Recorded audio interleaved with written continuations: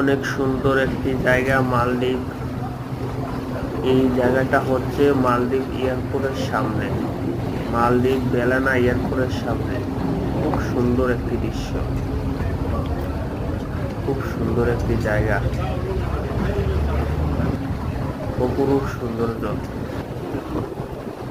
মহান আল্লাহ তাআলা অপরূপভাবে মালদ্বীপকে সাজিয়েছেন। খুব সুন্দর একটি জায়গা মালদ্বীপ।